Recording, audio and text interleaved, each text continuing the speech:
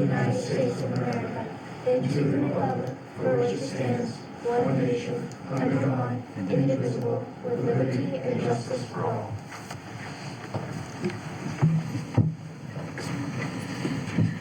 We'll open the meeting with a moment of silence.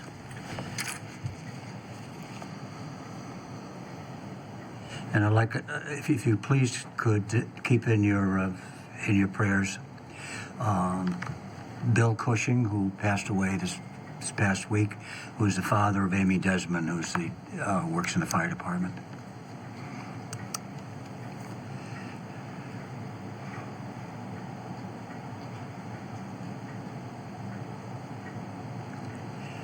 This meeting is being recorded and televised by WHCA. Approval of bill and payroll warrants, please. So moved. Second. Is there any discussion? All those in favor? Aye. Motion to accept correspondence in the read file. So moved. Second. Any discussion? All those in favor? Aye. Public forum. Now is the time for someone who would want to speak on something that's not on the agenda. Yes. Bob Kimball, 877 Auburndale Way.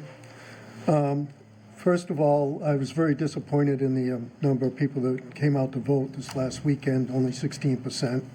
I was wondering if we could do a better advertising with signs around town. Some other towns do it, and it would help maybe get people to come out to vote. So that's one suggestion. My second item is zoning bylaws are still not on the website. Planning board's having a meeting tonight and on the accessory use, and go to the website, and we don't have the latest zoning bylaws on the website. Thirdly, we're taping the meetings and they're on cable, which is good if people want to listen to them, but there's no way of finding them. So I think on the homepage of the town meeting, the town homepage and the cable homepage, if we could have a link on those homepages so somebody could go to the tapes and listen to them. And fourthly is we still can't find minutes on the town webpage from any of the meetings. So I think that we should try to make an effort to get those available to people. Thank you very much. I appreciate your time. Thank you.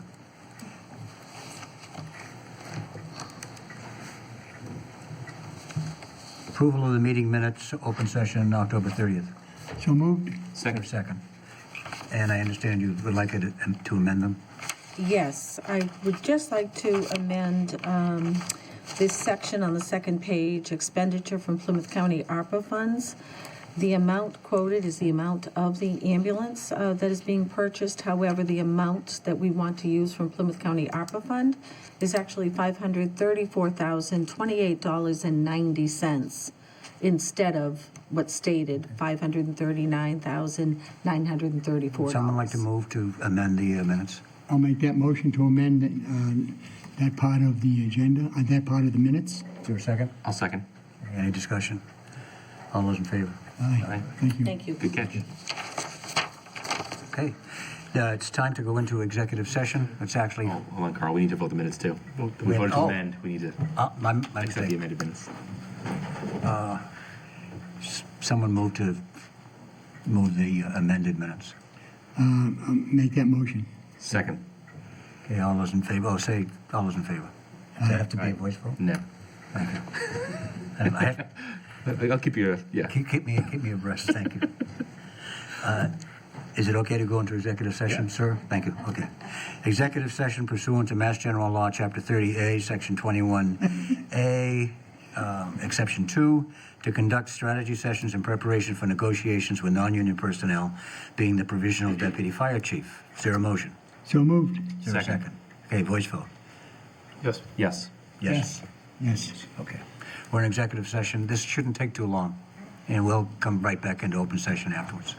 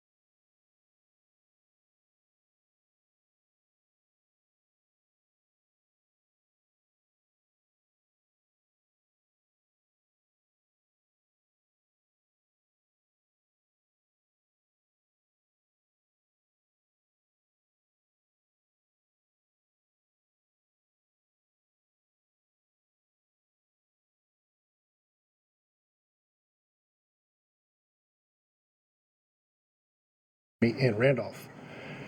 This is an end of an era for policing where someone interested in policing could attend a part-time academy and work at a police department to see if the job was a good fit for the officer as well as the department. There are no part-time academies anymore and no farm teams to recruit to the big leagues. Our next two recruits, Officers Kenevy and Andrews, are currently in the Plymouth Police Academy and due to graduate in February. They came right off the civil service list directly. So, introducing Bob Hoey.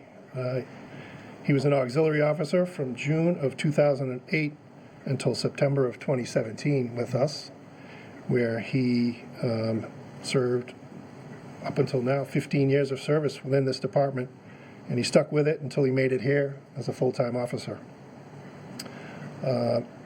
From the auxiliary department, he became a PI, permanent intermittent or reserve officer through civil service, and that was in September of 2017 until May of 2023 when he went into the full-time police academy.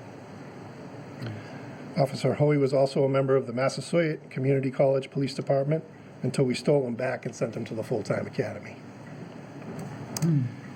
He had previously attended the Bridge Academy after police reform, and the Post Commission revised the requirements to continue to be a police officer.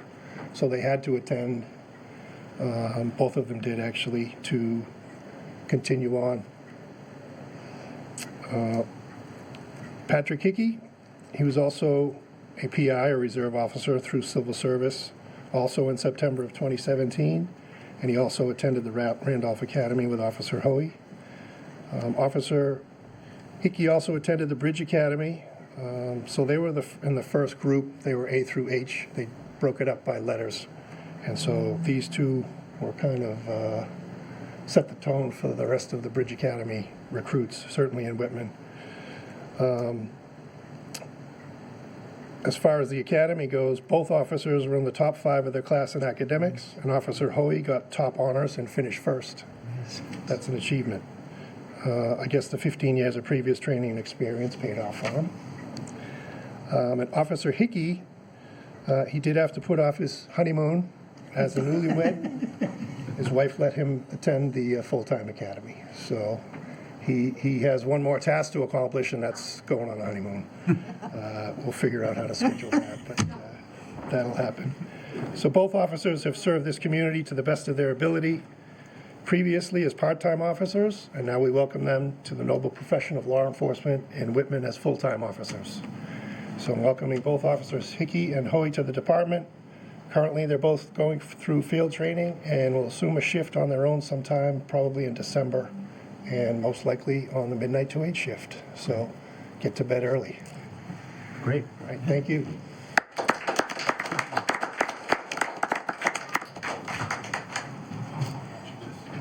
So that was an accident that Hickey and Hoey came in together at the same time? They were both very close when they finished the civil service test, so yes. Congratulations. Now, which one needs to go on their honeymoon? 2009 until now. Okay, I was there for part of that time. Yes. Yeah. I thought you looked a little familiar. Welcome. Congratulations. Thank you. Oh, the kids. Should he say what we voted on because he didn't have anything? Yes, I think we should. He was out. He wasn't on camera, so we made another one announce that we did have a vote for the fire chief. Dan just let me know that we may have missed the first part of this open session as far as it's being televised. So we do want to announce that we voted on and signed a provisional deputy fire chief contract, and Jay Mahoney was going to be a provisional deputy chief until we get a permanent one. But we want to make sure that that's announced publicly at this meeting. And I think we did catch on TV almost all of what you said, except for the beginning where you introduced Hickey and Hoey, but you mentioned their names later on, so everything is cool. Everything is fine. What, can you go on his honeymoon now? What? Can you go on his honeymoon now? He can go on the honeymoon now. And I just love this team. You guys have to be a team, the Hickey and Hoey team. You really do. Double H. Next item on the agenda is to set the FY24 trash rate. Yes. So the DPW Superintendent Bruce Martin calculated the fiscal '24 trash rate at being $338 per unit. My recommendation to the board would be to set the rate at an amount of $335. So last year, I think it was 303, and you went with 300. So I think to round down and to keep it to an even $5 amount, and rather than going up a couple of dollars, I would suggest $335 per unit. The bills, I think, are just about to go out. We just need to drop the rate into the file. And then the bills usually go out in mid-November, and they usually do sometime in January. And that will be the case. I'd like to add to that, we do have a senior rate, and you fill out the forms, and that is usually what, $25? That's off. $25. So theoretically, for seniors who fill out the forms and get it to the DPW, will be charged at $315, right? Or 310.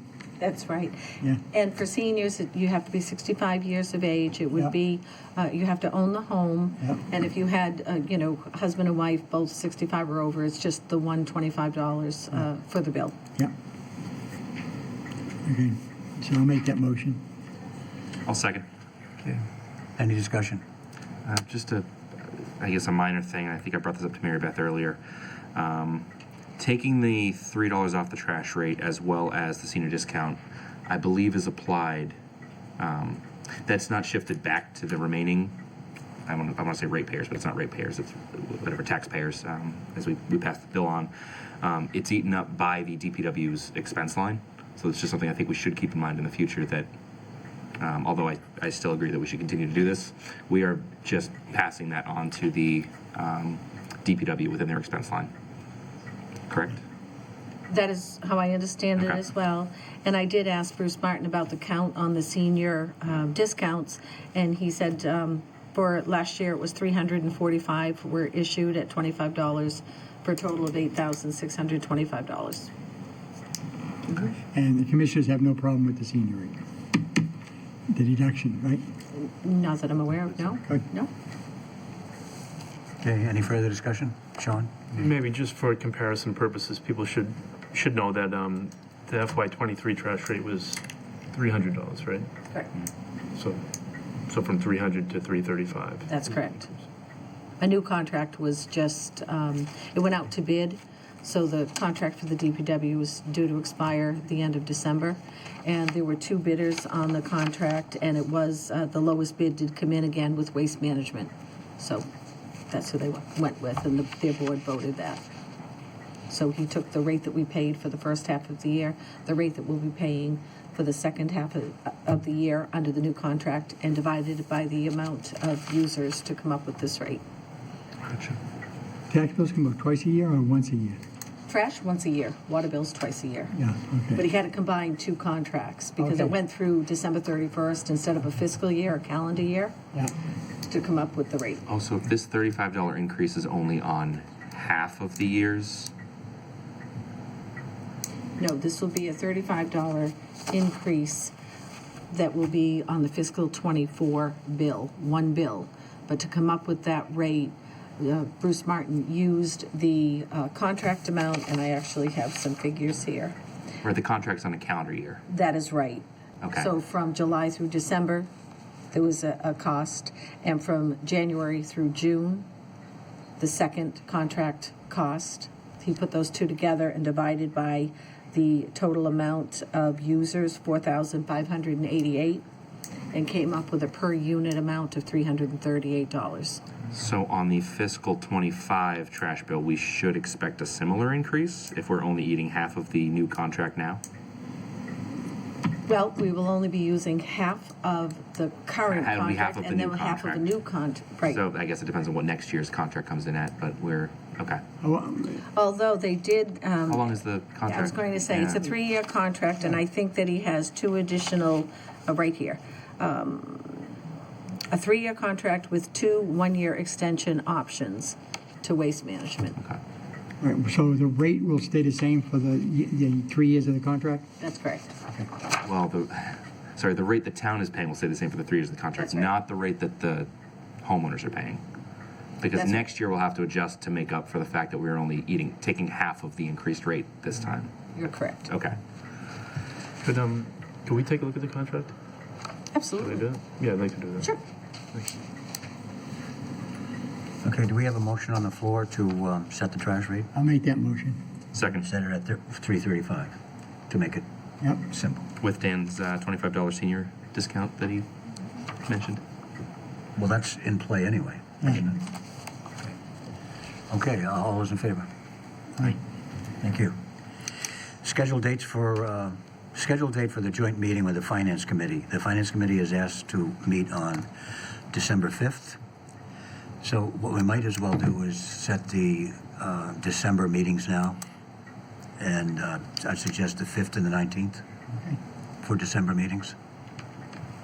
Yeah, that works. Okay? That work for everybody? Do you want to set a time for the 1/5 with the FinCom? So you want to Start at 6. at 6 because they have their meeting at 7, right? Normally they Yeah. do on Tuesday evenings.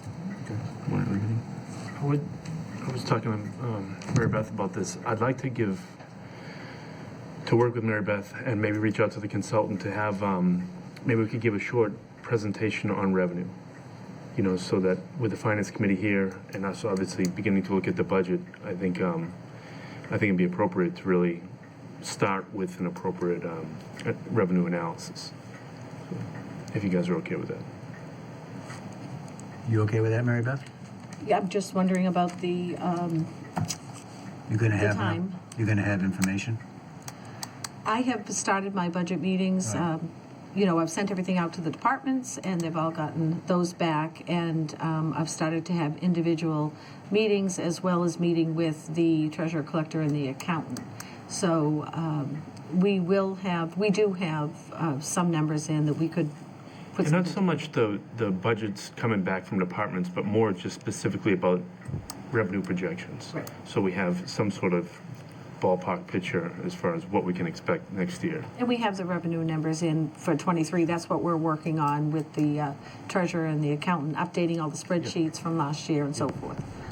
And you're meeting with the superintendent of schools Tomorrow Tomorrow at 10:30. to start to get a feeling for what they might be thinking about. Yes, I actually, at the beginning of the annual town meeting, mentioned, that we all want to be ahead of where we were last year. In early July, I did have a meeting with Rick Anderson from the FinCom, Kathy Keefe, Lisa Green, the TA from Hanson, and Jeff Simonak. And we did say just around this time of the year, we'd get together again. So we have a meeting scheduled for tomorrow. It will be with Lisa Green, myself, and Jeff.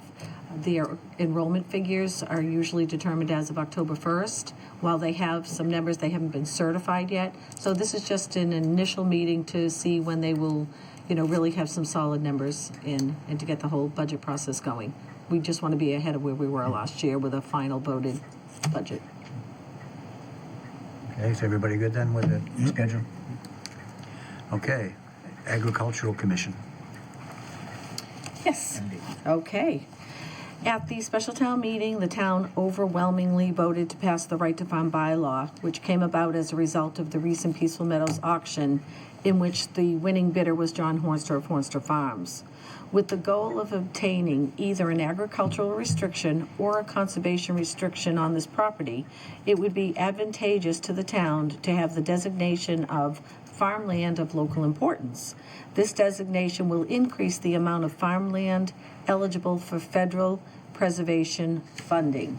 So the town has the opportunity to engage the services of a certified professional soil scientist from NRCS, National Resources Conservation Service, and American Farmland Trust to conduct a soil survey of the town for the purpose of designating areas of farmland of local importance.